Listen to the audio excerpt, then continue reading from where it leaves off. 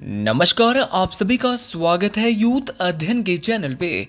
देखिए एक बार फिर से मैं आप सभी के बीच एचपी टीजीटी कमीशन 2025 के लिए करंट अफेयर का पार्ट 5 लेके आ चुका हूँ।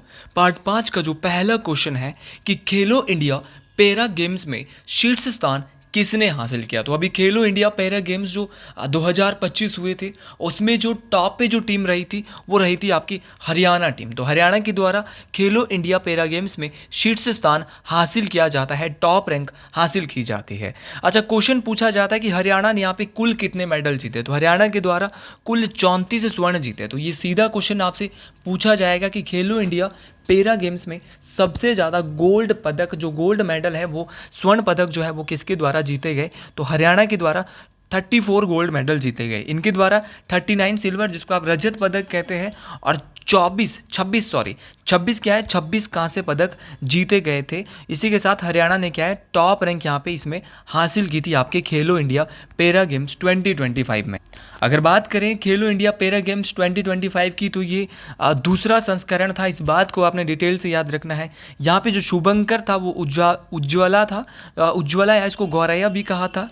और टैगलाइन जो थी वो थी हौसलों की उड़ान। देखिए पैरा लोग क्या होता है, जो पैरा होते हैं जहाँ पे आपके जो मतलब शारीरिक रूप से असक्षम होता है, मतलब कि जो सक्षम नहीं होते हैं, थोड़ा ना थोड़ा उनको जो है विकलांग होता है, तो वो जो है यहाँ पे पैरा गेम्स में खेलता है। और ये भारत में जो है पैरा गेम्स का क्या था, 2025 में दूसरा संस्करण था खेलो इंडिया पैरा गेम्स का। यहाँ पे शुभंकर हमने देख लिया, उज्ज्वला था, और टैगलाइन जो है वो हौसलों की उड़ान थी। अगर आप भी एचपी टीजीटी या जीबीटी कमीशन या किसी भी एग्जाम की तैयारी कर रहे हैं तो जुड़िए हमारे साथ मात्र और मात्र 499 रुपीज़ मंथ में। हम देंगे आपको 499 में लाइव प्लस रिकॉर्डेड क्लासेस। और टीजीटी और जीबीटी कमीशन के लिए हमारी रिवीजन क्लासेस शुरू हो चुकी है। तो अगर आप हमारे बैच के साथ जुड़ना चाहते हैं तो 7876145409, और अगर हमसे पेड हैंड रिटन नोट्स भी लेना चाहते हैं तो इस नंबर पे आप कांटेक्ट कर सकते हैं। अच्छा, बात करें यहाँ पे गान क्या था, तो गान था यहाँ पे खेलेगा। एक गाना आया था खेलो इंडिया पैरा गेम्स 2025 के लिए। करंट अफेयर का क्वेश्चन है कि खेलेगा खेलेगा मेरा इंडिया, जीतेगा जीतेगा मेरा इंडिया। तो खेलेगा खेलेगा मेरा इंडिया और जीतेगा जीतेगा मेरा इंडिया, ये यहाँ पे खेलो इंडिया पैरा जो गेम थी इसकी एक सॉन्ग था। इस बात को आपने डिटेल से याद रखना है। अगला क्वेश्चन यहाँ पे है कि मार्च 2025 में भारतीय नौसेना में शामिल किए गए चौथे 25T बोलार्ड पूल टग का नाम क्या है। तो अभी 2025 की बात है, भारतीय नौसेना जो है इसमें एक शामिल किया गया था चौथा 25 बोलार्ड पुल टग का जो नाम है वो युवान है। इस बात को आपने डिटेल से याद रखना। अच्छा, पुल टग क्या है, आप सोच रहे होंगे पुल टग होगा क्या। ये 25T बोलार्ड पुल टग एक प्रकार का पावरफुल जहाज होता है। तो ये भी आपको याद रखना है कि पुल टग एक प्रकार का जहाज है। ये क्वेश्चन आपसे पूछा जा सकता है जो कि भारतीय नौसेना ने शामिल किया है। इसका यूज बड़े जहाज़ों जैसे पनडुब्बियों या अन्य जलयानों को खींचने, धकेलने या मार्गदर्शक करने के लिए किया जाता है, और उन्हें टग बोट कहा जाता है। तो ये टग का मतलब आप समझ गए होंगे। पुल टग का मतलब है जो पुल टग, जो 25T बोलार्ड का जो पुल टग है, ये जो है नौसेना के द्वारा, जो भारत की जो नौसेना है, नेवी है, उनके द्वारा इसको प्रयोग किया गया है। और इन्होंने क्या किया, जैसे बड़े बड़े जो जहाज होंगे, बड़ी बड़ी पनडुब्बियाँ होंगी, अन्य जलयानों को खींचना है या उनको धकेलना है, कहीं रुक गए हैं तो उनका मार्गदर्शन, उनको रास्ता दिखाने के लिए इस टग बोट का उपयोग किया गया है। इस बात को आपने डिटेल से याद रखना है। ऐसे क्वेश्चन जी हाँ करंट अफेयर में बनते जाते हैं।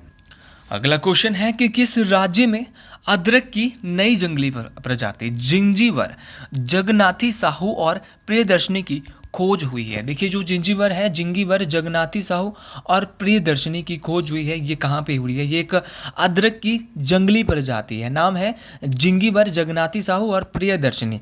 तो ये अदरक की प्रजाति है। और कैसे जंगली अदरक की प्रजाति है, तो ये उड़ीसा में है। भारत के किस राज्य में सबसे ज़्यादा अदरक पाया जाता है, बेसिक क्वेश्चन है। केरल में पाया जाता है। और दूसरे नंबर पर सर्वाधिक जो पाया जाता है वो हिमाचल प्रदेश के। और हिमाचल में देखूँ तो हिमाचल के किस जिले में सर्वाधिक, तो सिरमौर जिले में अदरक सबसे ज़्यादा पाया जाता है। तो आपको ये दोनों याद रखना है, जगन्नाथी साहू और प्रियदर्शनी एक नई जंगली प्रजाति है। और किसकी है, तो अदरक की है। कहाँ पर पाई गई, उड़ीसा में। अगले क्वेश्चन की ओर बढ़ते हुए, महिला एवं बाल विकास मंत्रालय ने पालना योजना किस मिशन के अंतर्गत शुरू की? तो महिला एवं बाल विकास मंत्रालय जो भारत का है, इनके द्वारा एक योजना शुरू की गई है जिसका नाम है पालना योजना। देखिए, इन्होंने जो पालना योजना शुरू की है वो किस मिशन के अंतर्गत इन्होंने शुरू की है? तो मिशन शक्ति। तो महिला एवं बाल विकास मंत्रालय ने एक पालना योजना चलाई है जो कि मिशन शक्ति योजना के तहत चलाई है। तो मिशन शक्ति के लिए इन्होंने क्या चलाई है? पालना योजना चलाई है। इस बात को आपने डिटेल से याद रखना है। और अगर बात करें भारत की वर्तमान में महिला एवं बाल विकास मंत्रालय की जो मंत्री है, इनका नाम है श्रीमती अन्नपूर्णा देवी। पहले स्मृति ईरानी होती थी लेकिन वो अपने पद से हार गए थे, इसीलिए इस बार जो कैबिनेट में चुन के आई थी श्रीमती अन्नपूर्णा देवी। तो श्रीमती अन्नपूर्णा देवी को जो है यहाँ पे भारत का महिला एवं बाल विकास मंत्री बनाया गया है। इस बात को आपने डिटेल से याद रखना है।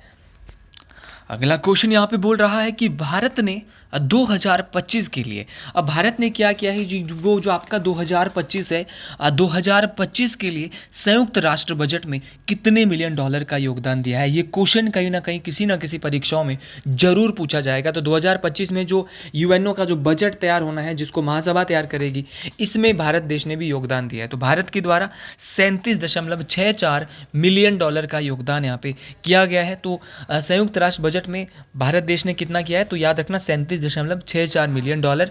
इस बात को आपने डिटेल से याद रखना है।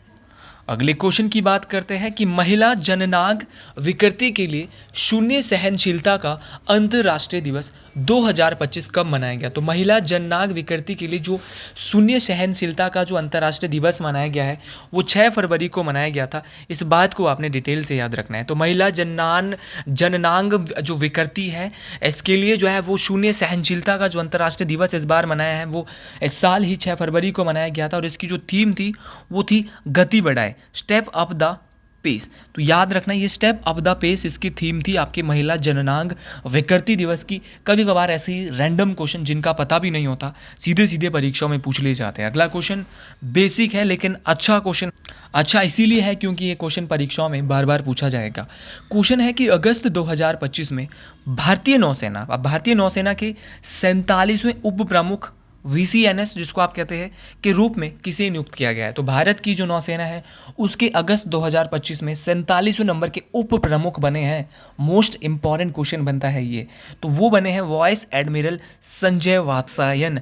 तो संजय वात्सायन साहब क्या बने हैं? 1 अगस्त 2025 को भारतीय नौसेना के 47वें नंबर के उप प्रमुख बने हैं। इस बात को आपने डिटेल से याद रखना है। अच्छा, ये VCNS क्या होता है? पहले तो बात करते हैं VCNS की। अगर बात करें VCNS की तो VCNS का नाम होता है vice chief of the novel staff. क्या होता है? Vice chief of the novel staff, ये नाम है आपका VCNS का। और भारत की जो नौसेना के उसके नए जो VCNS बने हैं, आपका जो उप प्रमुख जो बने हैं नौसेना के, वो बने हैं आपके वाइस एडमिरल संजय वात्सायन, जो कि 1 अगस्त 2025 को अपने पद पर आए हैं। इन्होंने जो है वो किसका स्थान लिया है? तो इनके द्वारा वाइस एडमिरल कृष्णा स्वामीनाथन। देखिए, इससे पहले भारत के ये क्वेश्चन पूछा जा सकता है कि वाइस एडमिरल संजय वात्सायन किसके स्थान पे चुने हैं? तो ये चुने गए हैं एडमिरल कृष्णा स्वामीनाथन जी, इनका स्थान इन्होंने लिया है। इस बात को आपने डिटेल से याद रखना है। ये बातें मोस्ट इंपॉर्टेंट बातें हैं, परीक्षाओं में पूछी जाने वाली बातें हैं, इसीलिए हर एक क्वेश्चन को आप भी नोट कर ले। कोई सा क्वेश्चन भी TGT कमीशन, JBD कमीशन, किसी भी एग्जाम में पूछा जा सकता है। अगला क्वेश्चन यहाँ पे बोल रहा है कि नाटो शिखर सम्मेलन 2025 का आयोजन कहाँ किया गया? अगर बात करें नाटो शिखर सम्मेलन 2025 की, तो इस साल इसका आयोजन जो है वो नीदरलैंड में किया गया था। मोस्ट इंपॉर्टेंट क्वेश्चन, इस क्वेश्चन को जरूर नोट कर ले अपने किताबों में, अपनी कॉपियों में, क्योंकि यहाँ से सीधा सीधा क्वेश्चन परीक्षाओं में देखने को मिल सकता है। तो ये बात आपको याद रखनी है कि नाटो जो शिखर सम्मेलन 2025 में हुआ है वो आपका कहाँ पे हुआ है? हेग, नीदरलैंड, जहाँ पे हेडक्वार्टर है आपका अंतर्राष्ट्रीय न्यायालय का, जहां पे इंटरनेशनल कोर्ट फॉर जस्टिस है। अगर बात करें नाटो की, तो नाटो का पूरा नाम है नॉर्थ अटलांटिक ट्रीटी ऑर्गेनाइजेशन। क्या नाम है? North Atlantic Treaty Organization NATO का पूरा नाम है। बात करें नाटो की, तो नाटो दुनिया का एक शक्तिशाली संगठन है और इसकी स्थापना 4 अप्रैल 1949 को हुई थी। पहले तो ये क्वेश्चन आपकी परीक्षाओं के लिए इंपॉर्टेंट बन जाता है। नाटो की बात करें तो नाटो का जो हेडक्वार्टर है वो बेल्जियम देश की राजधानी ब्रुसेल्स में है। तो बेल्जियम देश की राजधानी ब्रुसेल्स में हेडक्वार्टर है नाटो का। और नाटो के जो वर्तमान में जो हेड है वो है आपके मार्क रूटे। क्या नाम है इनका? तो मार्क रूटे वर्तमान में हेड है आपके नाटो के। ये भी आपको डिटेल से याद रखना है। अच्छा, नाटो के हेड आपके मार्क रूटे है। न्याय सदस्य नाटो में कुल देश 32 देश है, ये भी आपको डिटेल से याद रखना है। और अगर बात करें इसका जो नया देश बना है 32वां, वो 2024 में बना है, आपका स्वीडन बना है इसका 32वां देश। और अगर बात करें नाटो का 31वां देश कौन बना था, तो फिनलैंड 31वां देश 2023 में बना था, ये भी आपको डिटेल से याद रखना है। अच्छा, क्वेश्चन पूछने वाला क्वेश्चन आपसे ये पूछता है कि जो नाटो शिखर सम्मेलन 2026 है वो कहाँ पे होगा। तो नाटो शिखर सम्मेलन 2026 में तुर्की के अंकारा शहर में आयोजित किया जाएगा। इस बात को आपने डिटेल से याद रखना है, ये सारे के सारे क्वेश्चन बहुत इंपॉर्टेंट होने वाले हैं। तो नाटो शिखर सम्मेलन 2026 में तुर्की के अंकारा शहर में आयोजित किया जाएगा, इस बात को आपने डिटेल से याद रखना है।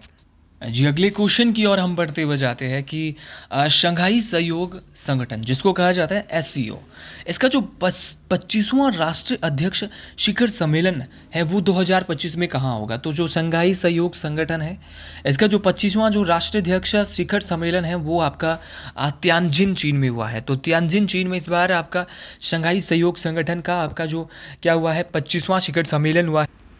और ये जो हुआ है वो तियानजिन आपका जो Tianjin People's Republic of China में हुआ है। और ये मोस्ट इंपॉर्टेंट स्थान आपको जरूर याद रखना है। अच्छा, बात करें ये जो है वो कब से कब तक हुआ था, तो ये शंघाई सहयोग संगठन का जो सम्मेलन है इस बार 31 अगस्त से 1 सितंबर 2025 के बीच में हुआ था। इस बात को आपने डिटेल से याद रखना है। अच्छा, क्वेश्चन पूछने वाला क्वेश्चन आपसे ये भी पूछेगा कि एससीओ का पूरा नाम क्या होता है। तो एससीओ का जो पूरा नाम होता है वो होता है शंघाई कोऑपरेशन ऑर्गेनाइजेशन। अच्छा, बात करें आपकी भारत की तरफ से इस साल जो 2025 में जो शंघाई सहयोग संगठन का जो सम्मेलन हुआ था, किसने यहाँ पे शामिल हुए थे, तो भारत की ओर से गए थे भारत की वर्तमान प्रधानमंत्री श्री नरेंद्र मोदी जी। और अगर बात करें इस बार जो शिखर सम्मेलन की जो थीम रखी गई वो थी आपकी थीम जो थी वो थी 2025 की थीम या फोकस जो था वो था आपका शंघाई भावना को बनाए रखना। तो शंघाई भावना को बनाए रखना और गतिमान शंघाई सहयोग संगठन, गतिमान एससीओ, तो ये आपको याद रखना है, शंघाई भावना को बनाए रखना और गतिमान एससीओ। ये था एक अंग्रेजी में अगर इसमें पढ़ूँ तो upholding the Shanghai spirit and SCO on the move. तो ये आपको सारी बातें डिटेल से याद रखनी है, मोस्ट इंपॉर्टेंट है। और शंघाई सहयोग संगठन 2027 में जो हो रहा है वो पाकिस्तान में हो रहा है। बहुत बड़ी बात है, क्या इंडिया इसमें जाएगा या इंडिया इसको जो है वो नहीं जाएगा या जाएगा, ये यहाँ पे बहुत बड़ी वाली बात है। तो भारत की ओर से कोई जाएगा या नहीं, ये बहुत बड़ी बात यहाँ पे 2027 में जो शंघाई सहयोग संगठन होने वाला है पाकिस्तान में, चर्चा का विषय बना है। क्या भारत यहाँ पे जाएगा कि नहीं जाएगा, बहुत सारी चीज़ें यहाँ पे देखने को मिलने वाली हैं आपके अगले साल जो शंघाई सहयोग संगठन, हाँ नहीं सॉरी जो 27 में होगा यहाँ पे, तो 27 में जो होगा ये बहुत बड़ा सम्मेलन होने वाला है। अगला जो आपका है कि विश्व युवा कौशल दिवस 2025 कब मनाया गया। अगर बात करें विश्व युवा कौशल दिवस 2025 की, तो ये मनाया गया था आपका 15 जुलाई को। अच्छा, ये 15 जुलाई को मनाया गया था। इसमें जो विषय था, इसकी जो थीम थी वो थी कृत्रिम बुद्धिमत्ता और डिजिटल कौशल के माध्यम से युवा सशक्तिकरण। तो याद रखना कि जो विश्व युवा कौशल दिवस 2025 है वो जो 15 जुलाई को तो मनाया जाता है, इसकी थीम क्या थी, अगर ये क्वेश्चन आ गया तो हालत टाइट होने वाली है। तो आपको ये बात याद रखनी है कि कृत्रिम बुद्धिमत्ता और डिजिटल कौशल के माध्यम से युवा सशक्तिकरण, इस बात को आपने मेरे भाई बहनों याद रखना है। भारत के 15वें उपराष्ट्रपति कौन बने हैं, देखिए ये बहुत बेसिक क्वेश्चन है। अगर आप इस क्वेश्चन को गलत कर गए तो शायद कुछ भी आप सही नहीं कर सकते। तो सीपी राधाकृष्णन क्या बने हैं, भारत के 15वें उपराष्ट्रपति बने हैं। तो इस बात को आपने डिटेल से याद रखना है। इन्होंने स्थान लिया है आपका किसका, जगदीप धनखड़ का, क्योंकि जगदीप धनखड़ ने अपने पद से क्या दे दिया, इस्तीफा दे दिया। याद रखना भारत के जो उपराष्ट्रपति है ये मोस्ट इंपॉर्टेंट है, वो सीपी राधाकृष्णन बने हैं, मोस्ट इंपॉर्टेंट है। भारत के उपराष्ट्रपति को शपथ जो दिलाई जाती है वो भारत के राष्ट्रपति के द्वारा दिलाई जाती है, ये बात भी आपको डिटेल से याद रखनी है।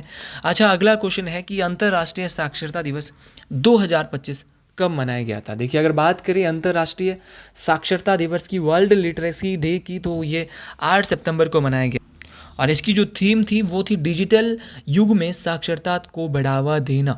तो याद रखना, डिजिटल युग में साक्षरता को बढ़ावा देना, ये थीम थी आपकी अंतर्राष्ट्रीय साक्षरता दिवस 2025 की, जो 8 सितंबर को अभी हाल ही पिछले माह पे मनाया गया था। ये बात आपको डिटेल से याद रखनी है। ये सारे क्वेश्चन बहुत इंपॉर्टेंट रहने वाले हैं। अगले क्वेश्चन की ओर चलते हैं।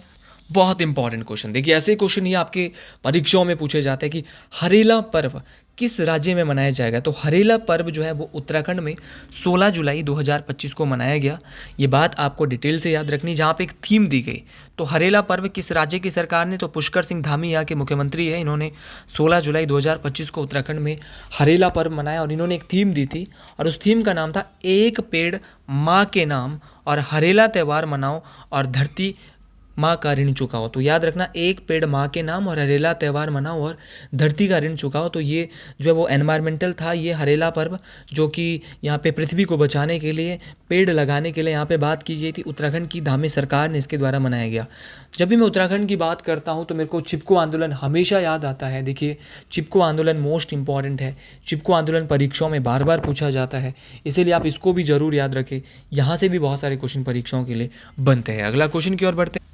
क्वेश्चन बोल रहा है कि किस राज्य की वन परियोजना को आपका स्कॉच पुरस्कार से सम्मानित किया गया है। तो भारत की वो कौन सी राज्य की स्कॉच परियोजना है जिसको कौन सी वन परियोजना है, कौन सी एनवायरनमेंट से, फॉरेस्ट से संबंधित परियोजना है जिसको स्कॉच पुरस्कार दिया है, तो वो नागालैंड को दिया है। देखिए इसकी NFMP जो नागालैंड फॉरेस्ट मैनेजमेंट प्रोजेक्ट है, इनको स्कॉच पुरस्कार 2024 से सम्मानित किया गया है। तो साल 2024 का जो स्कॉच पुरस्कार है वो नागालैंड को मिल चुका है। ये बहुत बड़ी एक उपलब्धि है नागालैंड के लिए, जिसको NF बोले तो नागालैंड फॉरेस्ट और MP का मतलब कि मैनेजमेंट प्रोजेक्ट, तो इनको जो है वो पुरस्कृत किया गया, तो इनके लिए बड़ी बात है। अच्छा अगला क्वेश्चन है कि हाल ही में हिमाचल प्रदेश के मुख्यमंत्री सुखविंदर सिंह सुक्खू ने 1 अक्टूबर को मनाए जाने वाले अंतर्राष्ट्रीय वृद्धजन दिवस के अवसर पर कौन सी योजना शुरू की है। तो 1 अक्टूबर को आप सभी लोग जानते हैं कि अंतर्राष्ट्रीय वृद्धजन दिवस मनाया जाता है। अब हिमाचल के मुख्यमंत्री सुखविंदर सिंह सुक्खू जी, इन्होंने क्या कर दिया कि 1 अक्टूबर को जो अंतर्राष्ट्रीय वृद्धजन योजना मनाई जाती है, भाई इन्होंने क्या कर दिया, इस दिन क्या बोला कि हम इस दिन एक योजना लॉन्च करेंगे और सुक्खू जी ने एक योजना जारी कर दी जिस योजना का नाम था रोगी मित्र योजना। अब इन्होंने क्या बोला कि भाई आज तो ये भी आपको याद रखना है कि जो आपकी रोगी मित्रा योजना है वो किसने लाई, तो हिमाचल प्रदेश की सरकार ने किस अवसर पर लाई। जो वृद्धजन दिवस होता है 1 अक्टूबर को, इस अवसर पर लाई थी। इस बात को आपने डिटेल से याद रखना है। तो रोगी मित्र योजना हिमाचल सरकार के द्वारा 1 अक्टूबर को अंतर्राष्ट्रीय वृद्धजन दिवस के अवसर पर शुरू की गई है। इस बात को आपने डिटेल से याद रखना है।